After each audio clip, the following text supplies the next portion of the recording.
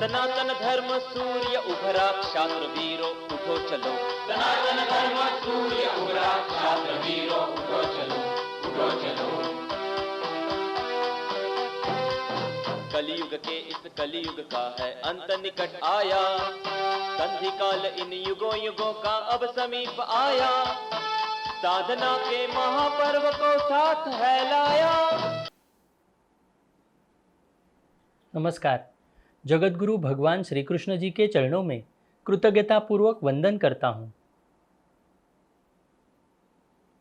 सनातन संस्था एवं हिंदू जनजागृति समिति की ओर से धर्म संवाद के इस विशेष कार्यक्रम में मैं कार्तिक सालुंके आप सभी का हार्दिक स्वागत करता हूँ। बंधुओं, हम भारत के शिक्षा व्यवस्था के बारे में इस धर्म संवाद के कार्यक्रम में चर्चा कर रहे हैं। हमारे जो शिक्षा विद्वान होकर गए हैं, मनीषी होकर गए हैं, उन्होंने शिक्षा के बारे में संकल्पना किस प्रकार से हमारे सामने रखी है, इसके बारे में हम यहाँ पर समझ कर ले रहे हैं। हमने स्वामी विवेकानंद जी के बारे में यहाँ पर जानकारी ली, उनके शिक्षा के बारे में विचार क्या थे, उन्हें शिक्षा का उद्देश्य किस प्रकार से हमारे सामने रखा था, साथ ही विद्यार्थियों ने अपने जीवन काल में क्या क्या करना चाहिए, और साथ ही जो शिक्षक है, जो गुरु है, तो शिक्षकों ने भी किस प्रकार से हमारे सामने विद्यार्थियों को आगे आगे लेकर जाने के लिए प्रयास करने चाहिए। ये सारी संकल्पना हमने यहाँ पर समझ कर ली, और ये एक बात इससे स्पष्ट हो गई कि इसमें सबसे महत्वपूर्ण है हमारे सनातन धर्म का अध्यात्म। ये आध्यात्मिक शिक्षा अगर हमें दी जाती है तो ही हमारा उत्थान हो सकता है, और उसी के कारण हमारा हिंदू समाज पुनः एक बार ऊपर उठ सकता है। ये इसका मूल सार हमें समझ में आया। आज हम स्वामी विवेकानंद जी के बारे में, इस शिक्षा के बारे में उनके विचार क्या थे, उन्होंने किस प्रकार से हमारे सामने एक अलग परिप्रेक्ष्य रखा है, वो आज हम यहाँ पर समझ कर लेने वाले हैं। हमारे साथ हिंदू जनजागृति समिति के राष्ट्रीय मार्गदर्शक सद्गुरु डॉक्टर चारुदत्त पिंगले जी उपस्थित है। नमस्कार सद्गुरु डॉक्टर पिंगले जी। नमस्कार कार्तिक जी। सद्गुरु डॉक्टर पिंगले जी, स्वामी विवेकानंद जी अपनी हिंदू धर्म संबंधी प्रखरता के विषय में जाने जाते हैं, तो क्या उन्होंने शिक्षा के विषय में भी इसी प्रखरता के साथ पाखंड का खंडन किया है क्या? तो इसके बारे में आप हमारे दर्शकों को बताएं। जी हाँ, स्वामी विवेकानंद जैसे हिंदू धर्म के संबंध में अपने प्रखरता के बारे में एक उनकी पहचान थी, उसी प्रखरता के साथ उन्होंने शिक्षा के संदर्भ में भी अपने विचार व्यक्त किए थे। कुछ उदाहरण हम अभी समझ कर लेंगे। जब से सबसे पहले तो यही विषय है कि अभी जो भारत में पश्चिमी अंधानुकरण जो चल रहा है, उस पर उन्होंने अत्यंत प्रखरता से चोट किया था, क्योंकि अंग्रेज़ और मुग़लों के राज्यकाल में एक मानसिक गुलामगिरी की जो परंपरा निर्माण हुई है, और वर्तमान कार्यकाल में जब वे चहु और पाश्चात्य अंधानुकरण की जो एक मची हुई होड़ देख रहे थे, और यह होड़ चाहे जीवन पद्धति के संबंधित हो या चाहे विचार मीमांसा के संदर्भित हो, तो पाश्चात्य अंधानुकरण करना यही सब तरफ एक होड़ के रूप में चल रहा था। तो इस अंधे अनुकरण पर तीखा प्रहार करते हुए स्वामी जी ने कहा था कि हे भारत, यही पाश्चात्य अंधानुकरण तुम्हारे लिए सबसे बड़ा खतरा है। पश्चिम के अंधानुकरण की जादू तुम्हारे सर पर इतनी बुरी तरह से सवार है कि अच्छा क्या है, बुरा क्या है, इसका निर्णय अब तर्क, बुद्धि, न्याय, हिताहित, ज्ञान या शास्त्रों के आधार पर नहीं किया जा सकता है, बल्कि जिन विचारों को पाश्चात्य लोग पसंद कर रहे हैं वही अच्छा है, या जिन बातों की वे निंदा कर रहे हैं वही बुरा है। ऐसे जो आप अंधानुकरण कर रहे हो, इससे बढ़कर आपके मूर्खता का परिचय और क्या होगा। वे कहते हैं कि नया भारत ने ऐसे कहना चाहिए कि पाश्चात्य भाषा, पाश्चात्य खानपान, पाश्चात्य आचार को अपनाकर हम शक्तिशाली हो सकेंगे। ऐसे नए भारत की एक कल्पना है, अपेक्षा है। जबकि और जो दूसरी बाजू है, हमारा पुराना भारत, वह कह रहा है, हे मूर्ख, कहीं नकल करने से कोई दूसरे का भाव अपना हुआ है? बिना स्वयं कमाए कोई वस्तु अपनी होती है क्या? क्या सिंह की खाल ओढ़कर गधा कभी सिंह बन सकता है क्या? तो अत्यंत तीखे वाक्यों में पाश्चात्य अंधानुकरण के ऊपर तीखा प्रहार करते हुए और पुराना भारत और नया भारत ऐसे दो संज्ञाओं का वापर करते हुए स्वामी विवेकानंद अपना विचार व्यक्त करते हैं। और इस विचार व्यक्त में नया जो भारत है, जो अपने तर्क बुद्धि, विवेक बुद्धि, अपने सब धर्मशास्त्र, योगायोग्य, धर्माधर्म, इन सब को छोड़कर पाश्चात्य लोग जो कहते वो सही और वो जिसकी निंदा करते वो बुरा, यह जो नया निकष के साथ नया भारत जा रहा है, ये सेकुलर राजनीतिक पार्टियां जा रही है, ये कम्युनिस्ट विचारधारा के पश्चिमी लोग भारत को गुमराह कर रहे हैं, तो भारतीय परंतु भारत को गुमराह कर रहे हैं। तो इनकी एक बढ़त मूर्खता के तरफ उन्होंने संकेत किया और वे स्पष्ट कहते हैं कि क्या सिंह की खाल पहनकर कोई गधा कभी सिंह बन सकता है? या स्व कमाई की हमारी जो स्व शिक्षा, स्व परंपरा, स्व धर्म है, स्व गुरुकुल पद्धति है, तो स्व को छोड़कर क्या कोई बहरूपिया बनकर कभी वो उसका अधिकार पा सकता है? तो इतने सुस्पष्टता से स्वामी विवेकानंद ने पाश्चात्य विचार प्रणाली और पाश्चात्य अंधानुकरण का खंडन किया है और अपने पुराने भारत, अपना पारंपरिक जो हमारे मूल्य है, हमारे पारंपरिक जो नैतिकता है, हमारे पारंपरिक जो संस्कृति, विचार, आचार या शिक्षा पद्धति है, तो उनकी महती भी हम भारतीयों के सामने उन्होंने रखी है, यह हमें स्पष्टता से दिखता है। अब स्वामी विवेकानंद ने जो तीसरा प्रखरता से जो आघात किया था वो आर्यों के आक्रमण के सिद्धांतों के ऊपर किया था। आर्यन इन्वेजन थ्योरी, यानी आर्यों ने भारत पर आक्रमण करके भारत पर उन्होंने सत्ता करके भारत में बसे, इस सिद्धांत का विरोध करते हुए स्वामी जी ने कहा था कि तुम्हारे यूरोपियन पंडितों का कहना है कि आर्य लोग अन्य किसी देश से आकर भारत पर झपट पड़े, यह अत्यंत मूर्खतापूर्ण और बेहूदी बात है। किसी वेद या सूक्त में तुमने पढ़ा है कहीं कि आर्य दूसरे देशों से भारत में आए हैं?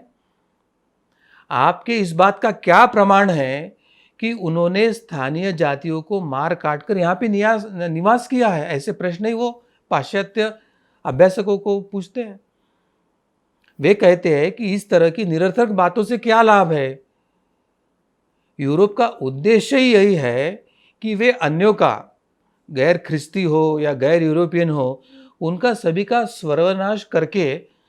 स्वयं को, अपने आप को वो बचाए रखने की उनकी नीति है। और जबकि आर्यों का मूल उद्देश्य यही था कि वो सबको अपने समान करना, कृण्वन्तो विश्वम आर्यम, हम सबको अच्छे सुशिक्षित और अच्छे उन्नत बनाएंगे। और यह जो उनकी कल्पना है तो वो अपने से भी दूसरों को बड़ा करने की एक इच्छा रखते हैं। यूरोप में केवल बलवान को ही जीने का हक है, जिसकी लाठी उसकी भैंस, ऐसा न्याय वहाँ पर चलता है। और वहाँ के दुर्बलों के भाग्य में तो केवल मृत्यु का विधान या आनंदित अत्याचार सहने की विधा लिखी हुई है। और इसके विपरीत भारतवर्ष में प्रत्येक सामाजिक नियम मूलतः दुर्बलों की रक्षा हेतु बनाया गया है। और जहाँ दुर्बलों की रक्षा होती है वहाँ सबलों की अपने आप रक्षा होती है, यह एक सिद्धांत तो उसके पीछे है। अर्थात आर्यों पर यह झूठा सिद्धांत मढ़ाकर आज जो भारत को दिशा भूल करने का प्रयास कर रहे हैं कि ये आर्य बाहर से आया और उन्होंने भारत पर आकर बसे और स्थानिक लोगों को, जाति विशेषों को मारकाट करके वो यहाँ बसे हैं, इसका पूर्णतः उन्होंने खंडन किया है। परंतु वे कहते कि आज दुर्भाग्य से भारत के या विश्व के जो वामपंथी बुद्धिजीवी है, इसी आर्यन इन्वेजन थ्योरी के झूठे सिद्धांत के आड़ में भारत को तोड़ने का भरकस प्रयास कर रहे हैं। तो इसका मतलब अंग्रेजों की डिवाइड एंड रूल, यह नीति को स्वामी विवेकानंद ने जितना समझ कर लिया था और जितने समझदारी से वो हमको आध्यात्मिक और व्यवहारिक दोनों परिप्रेक्ष्य में दिशा देने का प्रयास कर रहे थे, वह समझने वाले ये सेक्युलर जो पार्टियां थी, भारतीय राजनीतिक पार्टियां, जिनके हाथ में स्वतंत्र भारत के बाद सत्ता आई, उन्होंने स्वामी विवेकानंद जी के विचार को दरकिनार करके वही कार्ल मार्क्स और लेनिन की विचारधारा को भारत में लागू करने का प्रयास किया। यह प्रत्यक्ष में स्वामी विवेकानंद जी के विचार और आदर्श का खून करने जैसा ही है, ऐसे मुझे लगता है। अब तीसरा महत्व का जो प्रखरता से जो विरोध किया था स्वामी विवेकानंद जी ने, वे धर्मांतरण करने वाले इस ईसाइयों के बारे में, क्योंकि ईसाई मिशनरियों का जो मूल कुत्सित हेतु है, सरकार के आड़े, राज्य सत्ता के आड़े, चर्च के आड़े, वो भारत की भोली भाली गरीब और अशिक्षित जनता को अपने ईसाईयत में वो धर्मांतरित करना चाहते हैं। इस उद्देश्य को उन्होंने जान लिया था और शिक्षा के नाम पर वो लोगों को प्रशिक्षित करने के आड़ में वे गरीबों को खाना पीना, कपड़ा लत्ता और वेतन भी दे रहे थे। तो स्वामी विवेकानंद प्रश्न पूछते हैं कि ये शिक्षा के नाम पर, प्रशिक्षण देने के नाम पर खान पान, कपड़ा, वेतन आप किस लिए दे रहे हो? क्या इसलिए कि हमारे देश में आकर हमारे जो पूर्वजों का धर्म है, या हमारे पूर्वजों को गाली देना या उसकी निंदा करना और पूर्वजों के धर्म से उनको अपने ईसाईयत में धर्मांतरित करना, क्या इसके लिए आप ये सब कर रहे हो? वे कहते हैं कि मंदिर के निकट जाए और कहे कि ओ मूर्ति पूजको, तुम नरक में जाओगे। इस प्रकार वे भारत के हिंदुओं को, अशिक्षित और अज्ञानी हिंदुओं को वो कहते हैं। तो उसके ऊपर विवेकानंद कहते हैं कि आप हिंदुओं को तो मंदिर के पास जाके हे मूर्ति पूजको, तुम नरक में जाओगे ये तो कह रहे हैं, मगर क्या आप भारत के किसी दरगाह या मस्जिद के पास जाकर मुसलमानों को ये कहने का आप साहस नहीं कर पाते? और वो क्यों नहीं कर पाते? क्योंकि जब उनकी तलवार निकलेगी तो उस भय के कारण आप वहाँ जाकर वो नहीं कहते। आपको पता है हिंदू बहुत सौम्य है। ईसाई मिशनरियों की ऐसी बातें सुनकर वह मुस्कुरा देगा, यह कहकर टाल देगा कि ये मूर्ख है और मूर्खों को बकने दो, मगर वो आपका विरोध नहीं करेगा, वो तलवार नहीं निकालेगा, वो आपके जान को संकट बनकर नहीं खड़ा होगा। ये आप जानते हो करके आप हिंदुओं के मंदिर के बाहर ऐसे कहते हो। तुम स्वयं तो गालियां देने तथा आलोचना करने के लिए लोगों को शिक्षित करते हो। यदि मैं बहुत अच्छा उद्देश्य लेकर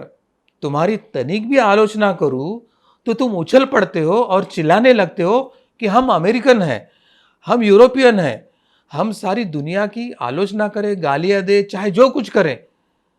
परंतु तुम हमें मत छेड़ो, हम छुई-मुई के पेड़ हैं। और इस तरह से एक अपना बचावात्मक पवित्रा लेकर स्वयं की रक्षा करते हो। तो इस प्रकार जिस समय अंग्रेजों के खिलाफ विचारवंत हो या सन्यासी हो खुलेआम बोलने के पक्ष में नहीं थे, जो उच्च शिक्षा लिए है या जो धनिक है या जो राजा और राजघराने थे, अपनी सत्ता, अधिकार, नौकरी बचाने के लिए जो अंग्रेज़ों का लांगुल चालन कर रहे थे, ऐसे इसमें एक ये सन्यासी योद्धा ने पाश्चात्य अंधानुकरण हो या ईसाई मिशनरियों के धर्मांतरण की प्रक्रिया हो या आर्यन इन्वेजन थ्योरी के नाम पर भारत को डिवाइड एंड रूल इस थ्योरी में लाके भारत को एक विघटन की तरफ लेके जाने की प्रक्रिया हो, सभी तरफ अत्यंत तर्क बुद्धि से, अत्यंत लोगों को समझ में आए इस पद्धति से उन्होंने वैचारिक बौद्धिक आघात प्रखरता से कर कर एक प्राचीन भारत की पारंपरिक धर्म परंपराओं, शिक्षा, नीति, नियम और प्राचीन विज्ञान परंपरा, इन सबको गौरवान्वित करें, इस तरह का पक्ष लेते हुए उन्होंने सभी आक्षेपों का खंडन किया था, प्रखरता से किया था। और इसलिए स्वामी विवेकानंद जी को योद्धा सन्यासी करके जाना जाता है, यह हमें समझने की आवश्यकता है।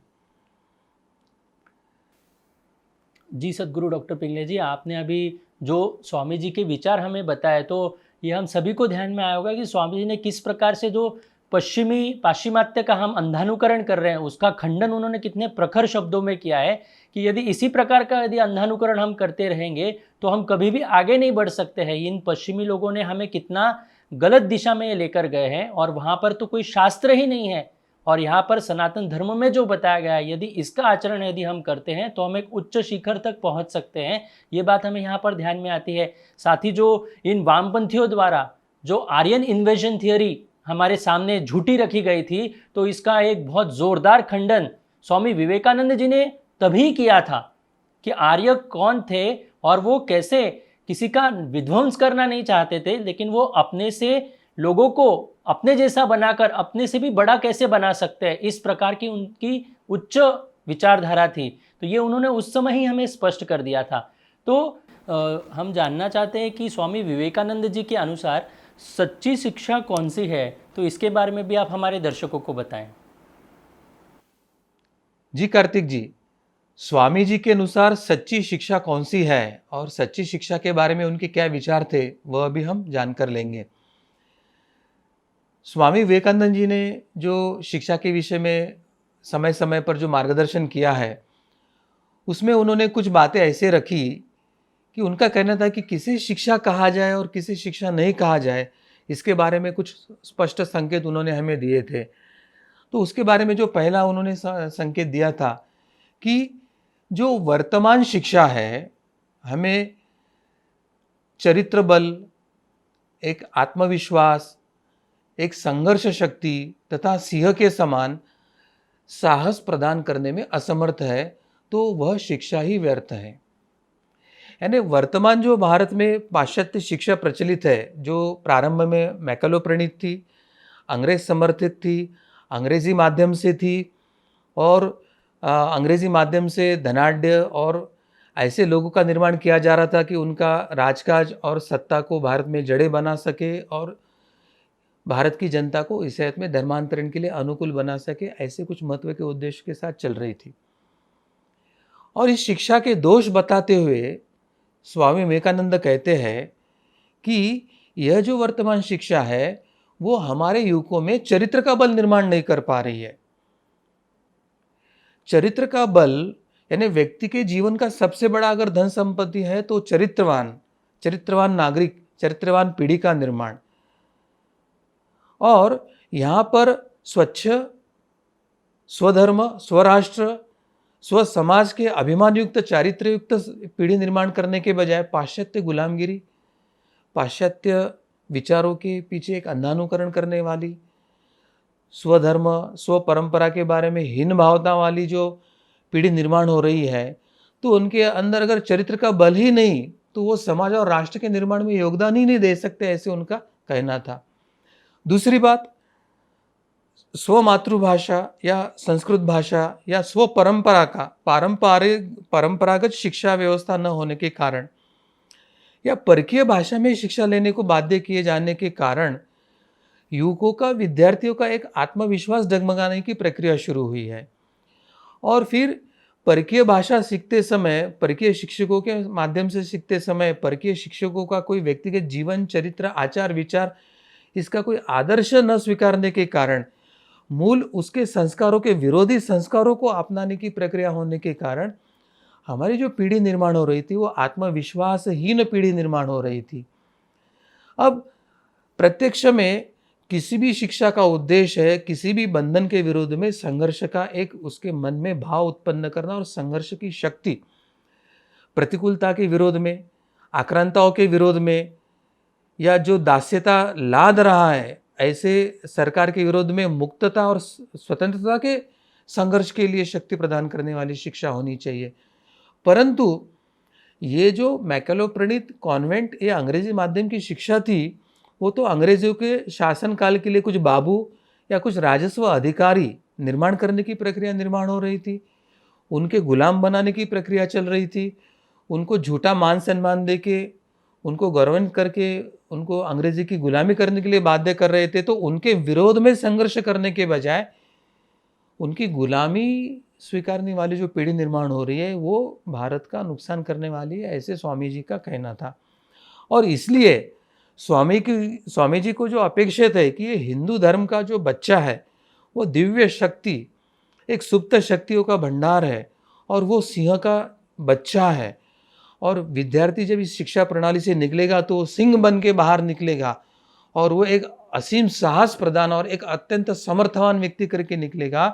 और उस पर अन्याय करने वाला, उस पर दास्यता लादने वाला, उसको गुलामी पर लादने वाला, उसके विरोध में संघर्ष करके वो अपना स्वतंत्र राज्य निर्माण कर सके, ऐसे युवक वे निर्माण करना चाहते थे। उसके लिए यह वर्तमान मैकेलो प्रणीत शिक्षा असमर्थ है और इसलिए उनका कहना था कि वर्तमान ये जो अंग्रेजों की पूर्ण शिक्षा प्रणाली है वो भारत के दृष्टि से व्यर्थ है, ऐसे उनका स्पष्ट कहना था। इसलिए इस शिक्षा को वे सच्ची शिक्षा करके बिल्कुल नहीं मानते थे और कहा हमारी ये सेकुलर कांग्रेस पार्टियाँ या वामपंथी नेहरू है या उसके बाद जो शिक्षाविद आए हैं या जो पॉलिटिकल पार्टी आई है जो अभी तक भारतीय पारंपरिक शिक्षा को स्थापित नहीं कर पाई, वे स्वामी विवेकानंद जी के विचारों को कितना न्याय दे पा रहे हैं, यह एक प्रश्न चिन्ह बना हुआ है। दूसरी जो बात उन्होंने कही थी कि वर्तमान शिक्षा प्रणाली मनुष्यत्व की शिक्षा नहीं देती है और बस वह तो एक बनी बनाई चीज को तोड़ना फोड़ना जानती है। अब सबसे पहले हमें यह समझ के लेने की आवश्यकता है कि वर्तमान जो शिक्षा प्रणाली थी समकालीन स्वामी विवेकानंद जी के समय में, वो ये जो ब्रिटिश साम्राज्य था, 1/3 विश्व पर जहाँ ब्रिटिश ने अपनी कॉलोनीज निर्माण करके अन्य देशों को गुलाम बनकर वहाँ पर एक स्वयं का एक साम्राज्यवादी राष्ट्र का विस्तार किया था, तो जिनके मन में साम्राज्यवाद था, काले गोरे ऐसे भेद थे जो लोगों को गुलाम या एक शोषित समझकर उनसे केवल काम करवाना और अपनी सत्ता को बनाए रखना, इसके लिए जो राज सत्ता कर रहे थे, जो देश की साधन संपत्ति, धन संपत्ति, कृषि संपत्ति, धातु संपत्ति सब जो लूट के ही लेके जा रहे थे, तो इसकी लूट की मानसिकता रखने वाले, यानी डकैती की मानसिकता है, चोरी की मानसिकता है,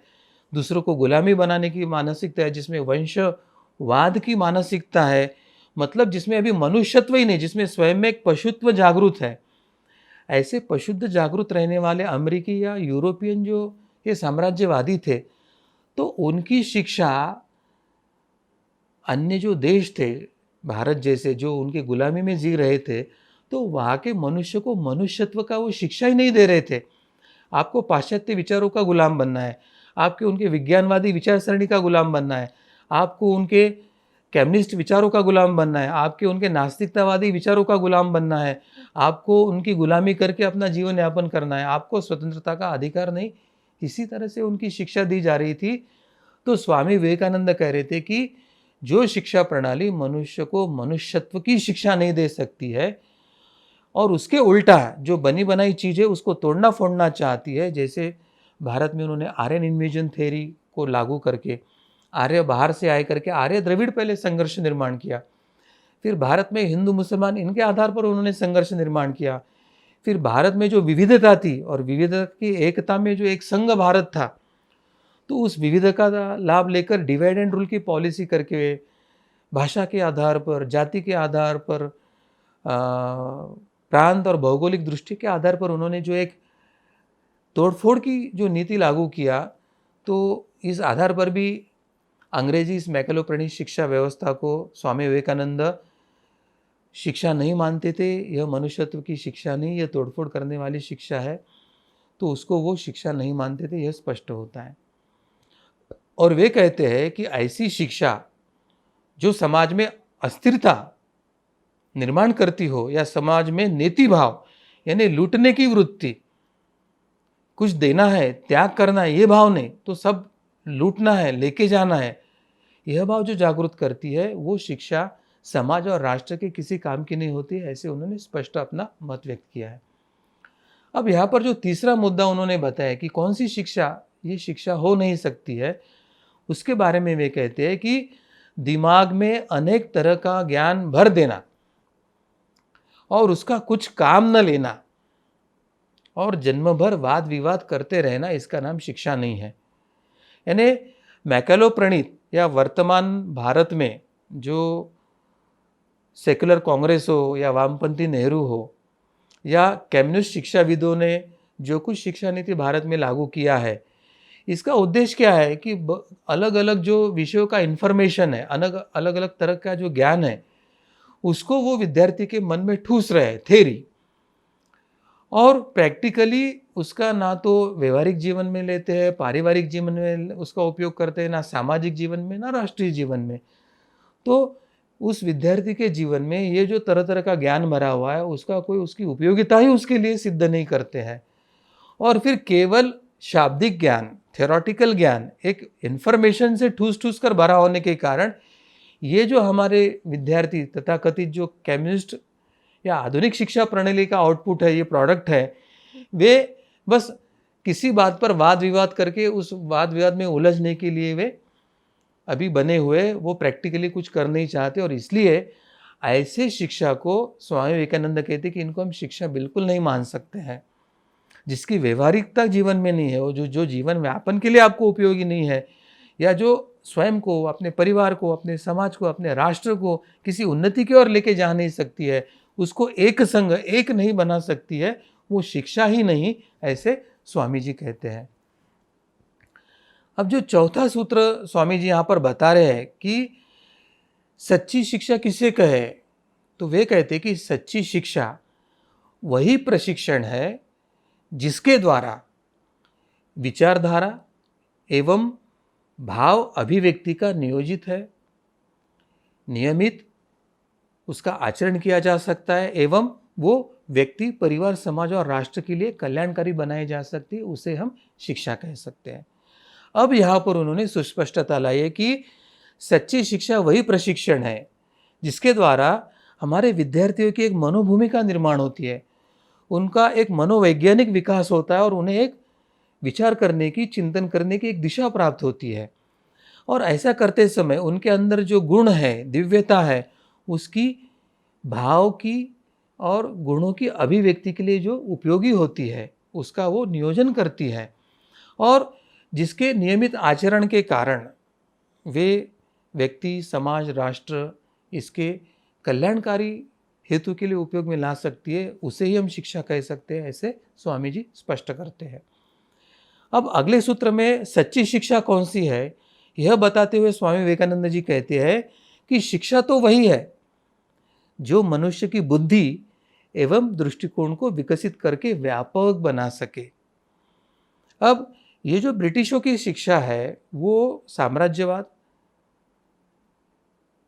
और विस्तारवाद की भूमिका है, और उसमें वे अपने विज्ञान की शक्ति हो, सैनिकी शक्ति हो या सामरिक शक्ति हो, वो अपने शक्ति के माध्यम से विश्व पर राज करना चाहते हैं। तो यह जो मैक्लोप्रणीत शिक्षा है वो भारतीय बालकों की, भारतीय विद्यार्थियों की जो बुद्धि है, उनके दृष्टिकोण है, उनके अंदर के पारंपरिक जन्मों जन्म के जो संस्कार है, यानी उनके जो जेनेटिक एक माइंडसेट है, उसको विकसित करके व्यापक ना बनाते हुए वो उसको केवल अंग्रेजी विचारधाराओं के बंधनों में डालकर वो उनको अपने देश के लिए बाबू, राजस्व अधिकारी निर्माण करना या उनके विचारों के गुलाम निर्माण करने की प्रक्रिया कर रही है। इसके उल्टा वे कहते कि जो शिक्षा मनुष्य की बुद्धि एवं दृष्टिकोण को विकसित करके व्यापक बनाए, वसुधैव कुटुंबकम, सर्वे सन्तु निरामया, सर्वत्र सुखिनः सन्तु, कृण्वन्तो विश्वमार्यम,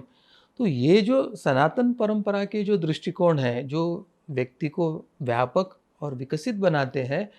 ऐसे शिक्षा को ही वो शिक्षा कह सकते हैं, ऐसे वो स्पष्टता से हमें बता रहे हैं। अगला जो सूत्र है उसमें सच्ची शिक्षा किसे कहना है उसके बारे में बताते हुए स्वामी विवेकानंद जी कहते हैं कि जो शिक्षा व्यक्ति में न्यायप्रियता निर्माण करती है, अन्याय के विरोध में असंतोष निर्माण करती है, अन्याय के विरुद्ध में वे जीरो टॉलरेंस रखती है, अन्याय के विरोध में वे इंटॉलरेंट बनते हैं और न्याय को स्थापित करने के लिए न्यायप्रियता से वे कार्य करते हैं, वो शिक्षा होती है। जो शिक्षा सत्यप्रियता निर्माण करती है, सत्य के लिए संघर्ष करना, सत्य के लिए प्राण देना, सत्य की रक्षा करना चाहिए, सत्य को जानना है, यह विचार जागृत करती है, वह शिक्षा सच्ची शिक्षा है। और वे कहते हैं कि जब न्यायप्रियता और सत्यप्रियता होने के बाद जब वो कार्य दक्षता अपने दैनंदिन जीवन में कार्य करते समय यह गुणों की अभिव्यक्ति हमारे आचार विचारों में हो रहे हैं ना, और वह दक्षता निर्माण करके उस सत्यनिष्ठता से, न्यायनिष्ठता से, न्यायप्रियता से वे आचरण कर सके, ऐसे व्यक्तिमत्व विकास करने वाली शिक्षा को वो सच्ची शिक्षा कहते हैं। सच्ची शिक्षा का अगला लक्षण बताते हुए स्वामी विवेकानंद कहते हैं कि शिक्षा का लक्ष्य मनुष्य के व्यक्तित्व व यथार्थ मानव का निर्माण करना ही होता है। यानी यहाँ पर सच्ची शिक्षा का लक्ष्य बताते हुए स्वामी विवेकानंद कहते हैं कि शिक्षा का लक्ष्य व्यक्तित्व का निर्माण करना और यथार्थ मानव का निर्माण करना। अब व्यक्तित्व व्यक्ति का जो पाश्चात्य शिक्षा प्रणाली में, मैकलो शिक्षा प्रणाली में उन्होंने केवल आदि भौतिक ही अस्तित्व को माना है और बहुत कम मात्रा में उन्होंने मानसिक अस्तित्व को व्यक्ति के माना है। मगर आदि भौतिक, मानसिक, बौद्धिक, आदि दैविक, आदि आध्यात्मिक, ये अनेक जो परिप्रेक्ष्य है मनुष्य के व्यक्तिमत्व के जो पहलू है उसको अभी ये पाश्चात्य लोग जान ही नहीं पाए हैं। तो व्यक्तिमत्व का विकास सर्वंकष करते आना यह पाश्चात्य शिक्षा पद्धति की क्षमता के बाहर है, वो केवल पारंपरिक भारतीय शिक्षा में ही संभव है। और इसलिए यथार्थ मानव निर्माण करना है तो हमें आदि आध्यात्मिक इस परिक्षेत्र में व्यक्ति का विकास मूलतः करना चाहिए, ऐसे वे बताते हैं। आगे स्वामी विवेकानंद कहते हैं कि हमें यानी भारत को कौन सी शिक्षा की जरूरत है, हमें कैसी शिक्षा लागू करना चाहिए। तो स्वामी विवेकानंद कहते हैं कि हमें शिक्षा की जरूरत है जो व्यक्ति में चरित्र निर्माण कर सके, वो हमारे बालकों को, विद्यार्थियों को मानसिक शक्ति, मनोबल उसका बढ़ा सके, वो हमारे बालकों की, बच्चों की बुद्धि विकसित कर सके और वो बुद्धि सकारात्मक सात्विक पद्धति से विकसित हुए, विध्वंसक पद्धति से विकसित ना हो। और दूसरा यानी मनुष्य को स्वावलंबी करे, अपने पैरों पर खड़ा होने की क्षमता उसमें निर्माण करे। हमें ऐसी शिक्षा प्रणाली की आवश्यकता है। और जो पाश्चात्य शिक्षा प्रणाली है, मैकलो प्रणीत शिक्षा प्रणाली है, वो पूर्णतः एक पाश्चात्य विचारों की गुलामगिरी करने को सिखाती है, वो परावलंबित्व सिखाती है और इसलिए उसको शिक्षा नहीं कह सकते, ऐसे वे बार बार बता रहे हैं। अब स्वामी विवेकानंद ऐसी शिक्षा की आवश्यकता प्रतिपादित करते हैं कि वे कहते हैं कि जो शिक्षा हमारे बालकों में, विद्यार्थियों में दूसरे के बारे में अच्छा सोचने और दूसरे के संदर्भ में अच्छा कुछ कर्म करने को कहती हो, सिखाती हो, हमें ऐसी शिक्षा की आवश्यकता है।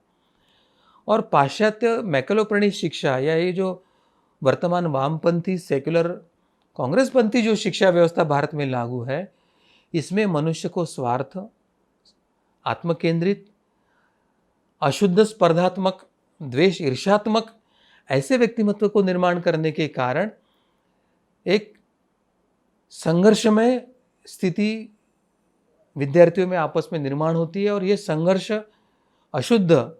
या तमोगुण पर आधारित होने के कारण बाद में वे एक अराजक की तरफ लेके जा रही है, ऐसे हमें सुस्पष्टता से दिखाई देता है।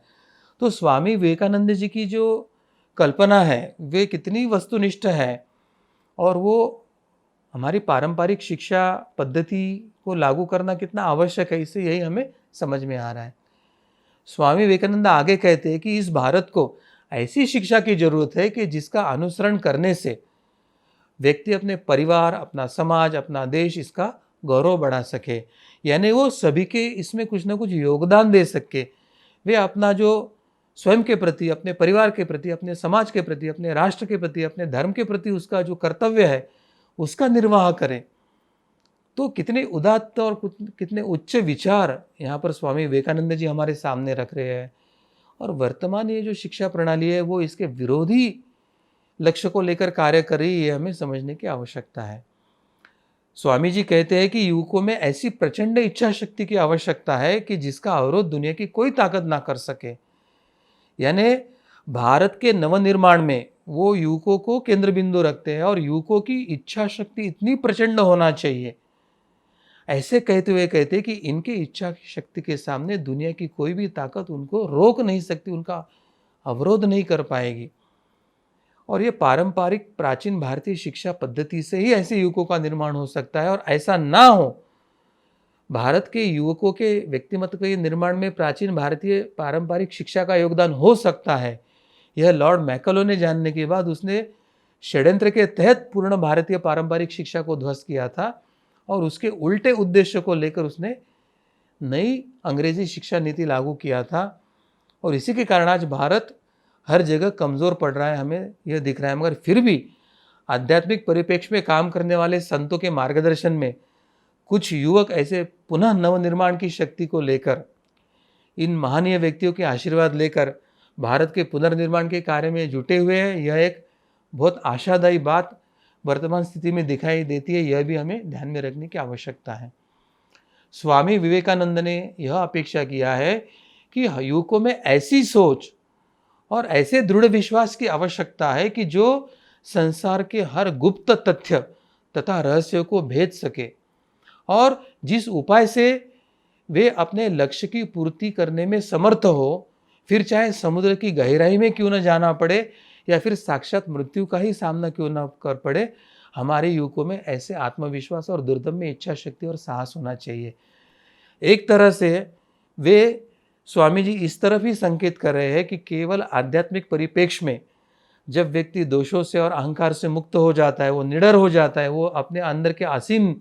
दिव्य शक्ति और सुप्त शक्तियों का अनुभूति लेता है और विश्व के सब समस्या उसके सामने जब छुटपुट समस्याएं लगने लगती है, तो ऐसे दिव्य और भव्य व्यक्तिमत्व के पीढ़ी का निर्माण का संकल्प स्वामी विवेकानंद करना चाहते हैं और ऐसे संकल्प वे हमारे सामने रखना चाहते हैं, ऐसे हमें स्पष्टता से दिखाई देता है। और अंतिमता जो एक महत्व का उन्होंने जो रखा है विचार, वे कहते हैं कि हमें अपने देश की आध्यात्मिक शिक्षा और सभी प्रकार की ऐतिहासिक शिक्षा अपने हाथ में लेनी होगी और उस शिक्षा में भारतीय शिक्षा का सनातन गति स्थिर रखनी होगी। तो यहाँ पर उन्होंने सभी समस्याओं का हल एक ही समस्या में रखा है और वे कहते हैं कि अपने देश की आध्यात्मिक शिक्षा तथा सभी प्रकार की ऐतिहासिक शिक्षा हमें अपने हाथ में लेनी होगी। और इसलिए हम भारत को स्वतंत्र नहीं कह सकते हैं, क्योंकि भारत गुलामी से तो मुक्त हुआ है, मगर शिक्षा पद्धति अभी अंग्रेजों की चल रही है, न्याय व्यवस्था अंग्रेजों की चल रही है, प्रशासकीय व्यवस्था अंग्रेजों की चल रही है, लोकतांत्रिक व्यवस्था अंग्रेजों की चल रही है। तो हमारे स्वतंत्र भी लागू ही नहीं हुआ है। और स्वतंत्र भारत में ये सेकुलर कांग्रेस पार्टी, वामपंथी नेहरू और ये कम्युनिस्ट शिक्षाविद और इतिहासकारों ने भारतीय शिक्षा को भारतीय मनोभाव से विरोध में कार्ल मार्क्स और लेनिन को स्थापित करने की प्रयास किया। और इसलिए भविष्य के आने वाले संकट को समझकर स्वामी विवेकानंद ने कहा था कि हमें ये शिक्षा अपने हाथ में लेनी होगी और उस शिक्षा में भारतीय शिक्षा की सनातन गति स्थिर रखना होगा। यानी धर्म शिक्षा, अध्यात्म की शिक्षा और अध्यात्म परिप्रेक्ष्य में विकास करते करते फिर ऐतिहासिक और भौतिक शिक्षा का समन्वय करना होगा, ऐसे हमें स्पष्ट दिया है। तो स्वामी विवेकानंद जी को जो अपेक्षित है वो शिक्षा व्यवस्था को लागू करना, योगी अरविंद जी को जो अपेक्षित है वो शिक्षा को लागू करना, या हमारी पारंपरिक शिक्षा व्यवस्था गुरुकुल शिक्षा व्यवस्था को भारत में लागू करना, या परात्पर गुरुदेव डॉक्टर आठवले जी जो हिंदू राष्ट्र की स्थापना का विचार लेके आए और वो जिस शिक्षा को भारत में स्थापित करना चाहते हैं उसका लक्ष्य ही मोक्ष प्राप्ति या आध्यात्मिक विकास या आनंद प्राप्ति या जीवन मुक्त होना यही है। और यही विचारों को लेकर हम आधुनिक और आध्यात्मिक शिक्षा का अगर योग्य समन्वय और सम्मिश्रण करके शिक्षा चलाते हैं तो आवश्यकता अनुसार समाज और राष्ट्र की रक्षा के लिए आधुनिक शिक्षा की नींव और उसी के साथ एक मनुष्य के विकास, व्यक्तित्व का विकास, एक आध्यात्मिक विकास और मनुष्य जन्म के ध्येय प्राप्ति के लिए एक आध्यात्मिक शिक्षा, यह दोनों कितनी आवश्यक है वही वे बार बार हमको प्रतिपादित कर रहे हैं। मैं भगवान श्री कृष्ण, प्रभु श्री रामचंद्र जी, योगी अरविंद जी, स्वामी विवेकानंद या परात्पर गुरुदेव डॉक्टर आठवले जी, इन सभी के चरणों में मैं यही प्रार्थना करता हूँ कि इस पुनरुत्थान की प्रक्रिया में आपके दिव्य आशीर्वाद और दिव्य कृपा यहाँ पर कार्यान्वित हो। जो लोग धर्म और राष्ट्र और समाज की रक्षा के लिए, एक सत्वगुणी समाज व्यवस्था के निर्माण के लिए, एक राम राज्य के निर्माण के लिए प्रयास कर रहे हैं, उन सभी के माध्यम से आप ही दिव्य शक्तियाँ सुप्त शक्तियों के रूप में प्रकट होकर उनके माध्यम से आप ही यह कार्य करवा कर हम पर कृपा कीजिए और यह उद्देश्यों को साध्य कीजिए। हम आपके चरणों में शरण आए हैं, हम पर कृपा कीजिए।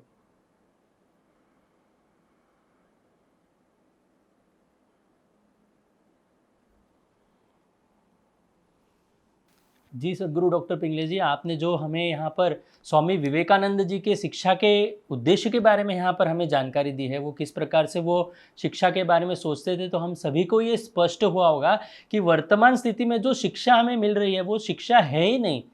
तो इस प्रकार से केवल स्वार्थ निर्माण करने का प्रयास ये शिक्षा पद्धति के कारण हो रहा है, जो ये कम्युनिस्टों द्वारा निर्माण की हुई है। परंतु सच्ची शिक्षा वही है जो मनुष्य को एक उच्च स्तर तक लेके जाए, उसमें उसका स्वयं का विकास हो, साथ ही में राष्ट्र और वो धर्म का विकास भी कर सके। और ये केवल और केवल हमारी अध्यात्म की शिक्षा लेकर ही हो सकता है। इसलिए अध्यात्म की शिक्षा हमारे इस व्यवस्था में होना ये अत्यंत महत्वपूर्ण बात जो यहाँ पर स्वामी विवेकानंद जी ने हमारे सामने रखी है। तो इन सभी बातों को ध्यान में रखते हुए हम सभी ने जो ये वर्तमान जो मैकॉले प्रणीत शिक्षा पद्धति हमारे देश में चल रही है, इसको रोकने के लिए हमें प्रयास करना है। इसके लिए इसको दूर करके हम कैसे हमारी पुनः सनातन धर्म परंपरा की शिक्षा पद्धति, हमारी गुरुकुल शिक्षा व्यवस्था हम पुनः एक बार इस भारत में ला सकते हैं, इसके लिए हमें प्रयास करने होंगे। तो मैं सभी दर्शकों से ये आह्वान करता हूँ कि इस प्रकार की शिक्षा व्यवस्था पुनः हमारे देश में आए। हमारे युवा हैं वो सभी ये सीखकर, सभी बच्चे सीखकर हमारे देश का गौरव बढ़ाए और एक अच्छा राष्ट्र निर्माण का कार्य करें। इस दृष्टिकोण से हम सभी को प्रयास करने होंगे। मैं दर्शकों से आह्वान करता हूं कि आप भी इस कार्य में जुड़िए। आप अपने नाम, संपर्क क्रमांक एवं जिले का नाम आप चैट बॉक्स में लिख कर दे सकते हैं और साथ ही में हम प्रशासन को भी इसके बारे में आप लिखित स्वरूप से सूचित कर सकते हैं। इस कार्य से जुड़ने के लिए आप हमें संपर्क करें, ऐसे मैं सभी से आह्वान करता हूं। आपको कुछ प्रश्न हो, कुछ शंकाएं आपकी हो तो आप निश्चित रूप से चैट बॉक्स में लिख कर दे सकते हैं। आपकी शंकाओं का हम समाधान करने का निश्चित रूप से प्रयास करेंगे। भगवान श्री कृष्ण जी की असीम कृपा से ही आज का धर्म संवाद का यह कार्यक्रम यहीं पर संपन्न हुआ, इसलिए उनके चरणों में कृतज्ञता व्यक्त करेंगे और यहीं पर रुकेंगे। नमस्कार।